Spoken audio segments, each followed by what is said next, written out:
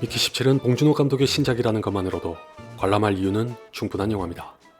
아무래도 기생충으로 우리나라를 벗어나 전 세계를 휘어잡았던 감독의 신작이라 모두로부터 집중적인 관심을 받을 수밖에 없죠. 그런 영화가 한참의 시간을 기다리게 한 끝에 드디어 개봉했습니다. 많은 분들께서 익히 아시다시피 미키 17은 개봉이 연이어 미뤄지는 바람에 별의별 소문이 많았습니다. 제작사인 워너에서 버린 영화라느니, 완성도가 좋지 않아 수습하는 중이라느니, 사실 진작에 촬영을 마친 영화가 이런저런 사정으로 공개를 계속 미루다 보니 부정적인 우려가 나왔을 만도 합니다. 다행히 비록 진위는 우리가 확인할 수 없어 순전히 봉준호 감독의 인터뷰를 믿는다면 애초에 감독 최종 편집본으로 계약했었기 때문에 상호 존중을 통해 잘 마무리했다고 합니다. 의외로 기생충으로 인한 부담도 없어 평사와 같은 작업 과정을 거쳤다고 합니다만, 송구하게도 제가 미키 17을 직접 본 바로는 저 말씀에 약간의 의심이 생겼습니다. 더 솔직하게 말씀드리면 기생충의 전무후무한 성공이 과연 봉준호 감독에게 독이 된 건지 약이 된 건지 모르겠습니다. 물론 이 한 편만 보고 당장 결론을 내리는 건 매우 경솔한 짓이니 좀 더 신중하게 지켜보긴 해야 합니다. 지금부터는 약간의 스포일러가 있으니 주의하세요. 저는 기본적인 설정과 줄거리만 읽고 미키 17을 봤다가 아주 잠깐 놀랐습니다. 여러 차례의 죽음을 겪으면서도 그 고통스러운 기억을 간직한 채 끊임없이 되살아나는, 정확하게는 복제되는 인간이 등장하는 영화라면 당연히 끔찍할 만큼 암울할 것만 같지만 정작 미키 17은 도입부에서부터 봉준호 감독답게 유쾌하기만 합니다. 심지어 이 도입부는 17번째로 복제된 미키 17이 죽음에 직면한 상황을 다룹니다. 대개의 영화라면 이 장면을 어떻게 연출할지, 주인공은 또 어떤 연기를 할지 예상할 수 있는 것과는 정반대로 미키는 태연하게 자신의 운명을 받아들입니다. 설상가상 미키의 유일한 친구인 티모는 미키를 구하려고 하기는커녕 모종의 이유로 미키의 화염방사기를 챙기고는 아무렇지 않게 인사하며 죽는 건 어떤 기분이냐고 묻는 게 전부입니다. 그 광경을 보면서 저딴 게 친구냐는 작은 분노가 치미는 한편으로 이미 16번이나 복시됐던 사람이니까 그럴 수도 있겠다고 납득하는 순간부터 미키 17은 끊임없이 모순과 대비를 자아냅니다. 그 전에 먼저 과거를 거슬러 올라가는 이 영화에서 미키는 티모와 함께 벌인 사업이 망하고 사채업자에게 위협을 받는 신세가 됩니다.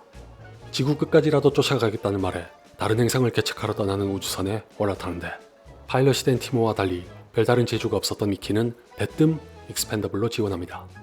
이렇게 해서 미키는 자신이 무심코 내린 결정으로 말미암아 끊임없이 복제되는 삶을 삽니다. 미키 7이라는 소설을 바탕으로 한 미키 17은 제목만 봐도 알 수 있듯이 원작에서 6번 죽었던 미키를 10번이나 더 죽는다는 설정으로 바꿨습니다. 아마 봉준호 감독이 묘사하고 싶었던 미래, 또는 미래를 빙자해 지금의 우리가 처해 있는 참담한 현실을 반영하기 위해서는 고작 6번으로 성에 안 찼기 때문이겠죠. 덕분에 16번이나 죽음을 맞았던 영화 속의 미키는 봉준호 감독의 말 맞다나 성장을 뜻하는 18번에 이르러 막대한 변화를 일으킵니다. 봉준호 감독이 전작들에서 자본주의의 속성과 병폐에다가 계급주의 등을 꾸준히 전파했던 걸 보면 미키 17에서 환생 아닌 환생을 거듭하는 미키가 무엇을 상징하는지 어렵지 않게 알 수 있습니다. 여러 장의 포스터가 친절하게 안내하고 있는 것처럼 미키는 곧 현대사회에서 착취와 혹사가 일상인 노동자들을 대표합니다. 마치 기생충이 빛이 드는 것도 아니고 안 드는 것도 아니었던 반지하를 통해 서민들에게 주어진 고문과도 같은 희망을 비유했던 것처럼 미키 17은 죽어도 죽은 게 아니고 살아도 산 게 아닌 미키를 통해 끊임없이 굴러야만 존재할 수 있는 노동자들의 지옥 같은 삶을 나타냅니다. 무려 1936년에 그 유명한 찰리 채플린의 모던 타임즈가 자본주의 산업화 사회가 인간을 기계의 부속품으로 다루는 행태를 비판했던 것으로부터 한참의 시간이 흘렀으나 무엇이 얼마나 변했는지 모를 현대까지 이어지고 있다는 건 참 씁쓸합니다. 아울러 위험한 업무 이상으로 치명적인 부작용이 예상되는 각종 실험에도 투입돼 죽음에 이른다는 것에서는 옥자에서 엿볼 수 있었던 동물보호 내지는 복지도 떠오릅니다. 공교롭게도 미키 17의 미키는 마카롱 사업으로, 기생충의 기택은 카스텔라 사업으로 망했다는 것도 비슷하고, 철저한 계급사회를 이룬 한정된 공간에서 독재자로 군림하는 자가 있다는 건 설국열차와 겹쳐집니다. 이 외에도 우주의 복제인간 노동자라는 소재는 2009년에 개봉했던 더 문을, 복제인간을 그저 다른 인간들을 위한 도구로 치부하는 비인간적인 만행을 일삼는 것 마이클 베이 감독의 아일랜드를, 험난하기 짝이 없는 삶을 살면서도 누군가에게는 낙천적으로, 다른 누군가에게는 어리바리하게 보일 미키는 포레스트 검프를, 봉준호 감독의 영화 중에서도 가장 말랑말랑하고 우리에겐 사랑이 필요하다고 호소하는 걸 보면 크리스토퍼 놀란 감독의 인터스텔라가 겹쳐집니다. 그렇다고 뭐 짜집기라거나 표절 따위를 운운하고 싶은 마음은 전혀 없습니다. 현재를 비판하기 위한 수단으로 SF 장르를 선택하는 건 이상할 게 없는 데다가 적어도 미키 17은 이렇게 익숙한 소재 등을 가지고도 봉준호 감독다운 독특한 영화로 만들어진 건 틀림없습니다. 개인적으로는 미키 17을 보면서 지극히 봉준호 감독답게 모순과 대비로 인간이란 존재의 부조리를 블랙 코미디로 묘사하는 방식이 유독 좋았습니다. 예컨대 익스펜더블로 지원한 미키가 생체 정보를 저장하려고 할 때 한 여자가 친절하게 뾰루지를 짜주는데 미키에게 대단한 사명감을 부여하며 사지로 걸어 들어가는 걸 목도하는 장본인이 그 여자라는 걸 고려하면 도대체 인간성이란 무엇인지 알쏭달쏭합니다. 같은 맥락에서 인간을 비인간적인 의도로 복제하고 끊임없이 죽게 만드는 짓을 서슴지 않으면서도 굳이 자원한 미키만 익스펜더블로 쓰는 것도 의아합니다.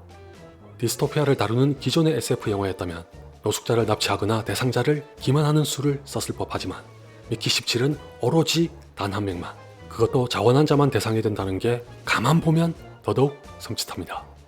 그 와중에 범죄에 악용될 걸 우려해 같은 복제인간이 동시에 존재하는 건 불화한다는 것도 이중적인 잣대라고 해야 할지 현실적인 대안이라고 해야 할지 몰라 당황스럽고 다른 행성으로 이주까지 가능할 정도의 과학력을 가졌으면서도 그 어느 때보다도 무자비하게 한 인간을 학대하는 꼴은 인류의 진화 가능성 자체를 부정하는 것만 같습니다. 이렇게 냉소적인 봉준호 감독의 주장에서 유일하게 예외라고 할 수 있는 인물은 미키의 여자친구인 나샤입니다. 미키의 친구인 티모를 비롯한 모든 인간들이 미키를 계급 사회에 끼지도 못하는 하등한 미물로 취급할 때도 나샤만큼은 미키의 곁을 떠나지 않았고 미키가 몇 번이나 복제돼 돌아와도 한결같이 자신이 알던 미키로 사랑합니다. 나샤를 가리켜 나를 위해 유일하게 이성을 잃을 수 있는 사람이라고 한 미키의 발언에 따르면 또 한 번 인간성이란 무엇인지 고민하게 되기도 하죠. 미키 17은 나샤가 있었기에 완성될 수 있는 영화라 해도 과언이 아니라 미키는 나샤의 변함없는 사랑으로 인해 자신의 처지에 저항하지 않고 허허실실 받아들이던 태도에서 벗어나 더 나은 행복한 삶을 꿈꿉니다. 웬일로 봉준호 감독답지 않게 사람이 사람과 나누는 사랑이 구원을 가져온 것입니다. 방금까지 말씀드린 내용대로만 흘러갔더라면 어지간히 만족하고도 남았을 미키 17은 유감스럽게도 중반부로 들어갈 즈음부터 중심을 잃고 비틀거리더니 끝내는 제한 속도를 무시하고 폭주하면서 절정으로 치닫고맙니다. 정확하게는 결정적인 변수이자 전환점이 될 줄로만 알았던 미키 18이 등장하자 도리어 이 영화는 본분이 뭐였는지 망각하는 탓에 당최 무슨 말을 하고 싶은 건지 혼란스러워집니다. 기생충은 갑작스레 문광이 나타나면서 새로운 국면을 맞이하고 장르가 바뀌는 것 같으면서도 서사와 주제의 일관성이 유지되던 것과 달리 미키 17은 미키 18의 돌출이 자연스레 둘의 갈등을 야기할 것이라는 예상으로부터 금세 벗어나 다소 이질적인 또 다른 이야기의 시작을 알리는 신호탄으로 작용합니다.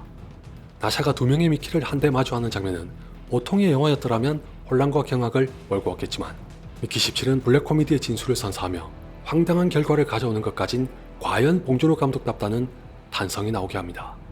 나샤라는 캐릭터가 이 영화에서 궁극적으로 어떤 역할을 하는지 보면 황당하다가도 나름 설득력 있는 반응이라는 생각이 들어 수긍하게 됐었죠. 솔직하게 말씀드리면 딱 그 장면까지만 좋았습니다.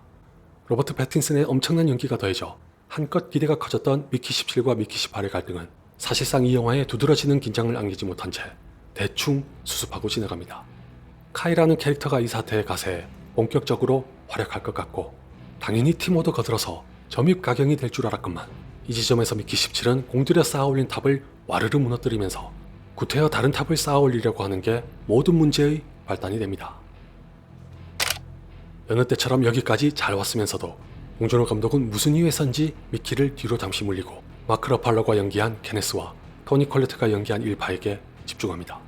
봉준호 감독이 베를린 영화제에서 공개했을 때부터 공통된 질문이 나왔다고 말했다시피 케네스는 특정 정치인을 절로 연상케 합니다.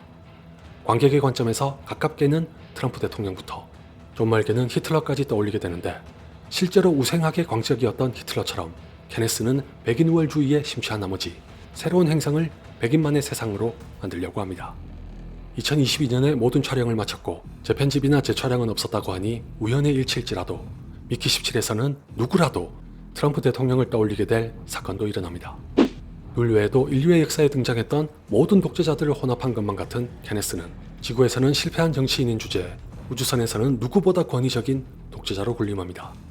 식량과 에너지를 아껴야 하니 우주선에서는 섹스를 금지하되 새로운 행성에 가서는 마음껏 번식하라고 말하는 꼬락서니에서는 이자가 시민들을 어떻게 취급하고 있는 건지 빤히 보일 지경입니다.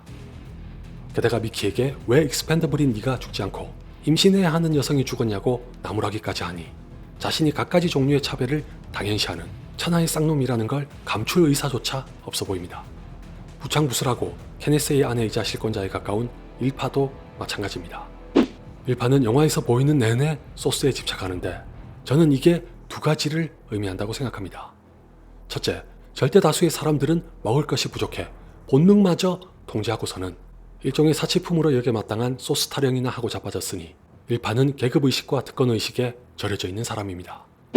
둘째, 음식을 익혀 먹는 것에서 진일보해 더 맛있게 먹고 싶어 만들어진 게 소스라면 이는 곧 인류의 문명화와 밀접한 관련이 있다고 해도 무방할 텐데 정작 일파가 하는 짓을 보면 과학의 발전이 진화와는 무관한 것으로 다가오는 이유와 동일하게 인류의 문명화 또한 우리의 본성을 다듬진 못했다는 결론에 도달하게 됩니다.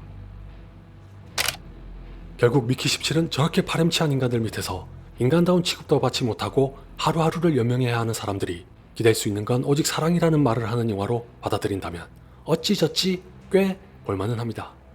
비록 미키의 파트에서 케네스의 파트로 넘어가는 게 유연하지 못해 두 개의 다른 이야기가 투박하게 뒤죽박죽 섞인 것 같지만 봉준호 감독의 영화 중에서 가장 블랙 코미디스러운 연출이 강해 정신사납게 보는 재미가 있긴 하더군요.